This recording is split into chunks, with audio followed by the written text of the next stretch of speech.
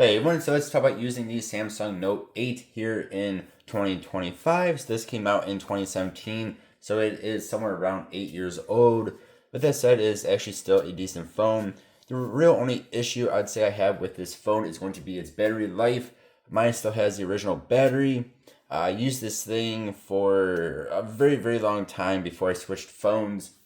So my battery just does not last all that long. If I really want to, I could probably get through a day if I barely used the phone at all. But the battery definitely is lacking. Of course, you can go and get yourself a battery replacement and not have that issue with it. Let's go over some specs here real fast. So this has a 6.3 inch Super AMOLED display. This has 6 gigabytes of RAM. I am here in the US, so I actually have a Snapdragon 835 in it. If some places got the Exynos 8895.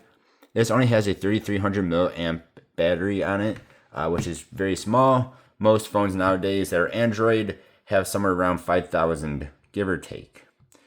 And going back to the display, again, 6.3 inch Super AMOLED with a 521 ppi density, which is very, very high, even by today's standards. That is actually a rather high density screen. Which means this thing looks rather good. It only weighs 195 grams, which for this big of a phone that also has a built-in stylus is not bad. And one of my favorite things about this phone is its weight and how skinny it is. So we can see here with the camera, there's really no camera bump like every new phone these days. This thing is just flat, which is awesome. You can put it down on your table and you can hit it all around. You can tap on it and stuff. It just does not really move on you. It doesn't have that like most new phones do today. So I just love how thin and pretty light this phone is, again, for its size. Let's quickly talk about the camera here. So you have between 1 times up to 10 times zoom. You cannot go below the 1 times zoom on it. You can go above 10 times zoom when you're in photo. And when you're in video, if we go into your settings here, I have it set to 1080. You can actually do QHD and UHD resolution recording, which is pretty crazy for an 8-year-old phone. I think most people would be okay with this for a camera wise here. It still takes pretty good pictures and videos. It's not as good as new flagships are today. Of course, you should not expect that on an 8-year-old phone, but it does take pretty good pictures and it does take rather good video, as long as you do not need to go more than 10 times zoom or need to get some macro pictures, because this does not have a macro lens on it whatsoever, or ultra wide. Now, throughout the video, I'm going to be referencing this towards more of a budget to mid-tier phone. Reason for that is the pricing is only $164. Yes, this was a flagship phone back in 2017, but now if you look at the pricing, this is going to be more towards the budget-friendly phones of today. And if you get a little bit newer, the 9 or the 10, you're spending a little bit more money. But on Amazon, you can get one of these for $164 as of today. Moving on, something that I think is awesome and I wish new phones did today, but as far as I know, no new phone does. It might be because the bezels are just too small today, but this has an LED light up in the top bezel there, and when you get notifications, that will sit there and flash, which is awesome, because if you're not near your phone, when you get the notification, you don't know it goes off, this phone will sit there and it will flash that LED notification light. And then you can see that from across the room, or when you walk in your room and go, oh, okay, I have an email, hey, I have a text, I have whatever. And it actually does different notifications depending on notification color, depending on what the notification is. There's a few different colors it will do. Also, when you charge the phone, it will be red, and then when the phone is completely charged, 100% charged, it turns to green. Again, really cool. Then you know from across the room, hey, my phone's charging, or hey, my phone is charged. Something I really wish new phones did today. Let's talk about the performance next. We'll do gaming performance. Go into Monster Hunter now, which is a decently graphically intensive game for today for being a mobile game. Again, if you compare this to budget-friendly phones today, this will be actually probably a little bit better than a lot of the budget-friendly phones are, especially if you compare it to cheap phones. I'm talking about like $50 or less phones they can get from like Boost Mobile, stuff like that, the pay-as-you-go stuff, like the cheaper end of that. This thing is actually probably going to be a little bit better. So again, it does have this one here in the US, has the Snapdragon 835, and it's actually still a decent processor. Go ahead and we'll go against Barry off here real fast.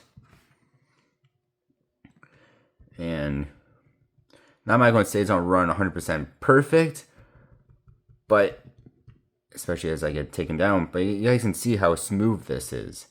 Like, this is actually loading in very, very smooth. Every now and then you'll get like little hiccups like that. Again, 8-year-old phone. But for the most part, it plays very well. I'm going to get taken down, but it actually plays rather well.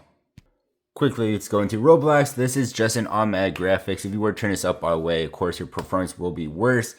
But you can see when we're just in here, it's hovering in the 40s. It was in the 50s. Go ahead and we're just in Arsenal, but this shows off FPS, which is nice to see when you're trying to see how good a phone is or a device is on Roblox. And then I get taken down. We're still in the 40s and 50s. A little bit into the 30s there. But for the most part, not bad. Again, budget-friendly phones. You're going to have some issues with this game, or really any game, especially the more graphically intensive you get, the worse the frame rate's going to get. So this will drop into the 40s at times, as we see, into the 30s at times, stays mostly in the 40s, and goes into the 50s. So I think for when you get a $160 phone, nowadays, this is still rather good, especially since Roblox is not really optimized for Android like it is on iOS. Next, let's talk about video playback and the speaker. So of course, videos look pretty good on here. Like I said, it has a very high density, a very high display on here. Now it is slightly curved on both the top and the bottom when you're like this. So if you do go into to fill the screen like so, yes, it will be over the edges a little bit. And this does have a big forehead and a big chin. It has big bezels on it on the top and bottom compared to today's phones. So you do have that. But again, it is 6.3 inch screen, so it is still a good size display. Now speaker wise, it only actually lets you use one of its speakers. Of course, if you're talking on the phone, you'll get the top speaker. But if you're just watching videos, playing music, whatever, you only get the bottom speaker. And you can see it right there, right by the stylus. So let's go ahead and play this. This will be maxed out volume.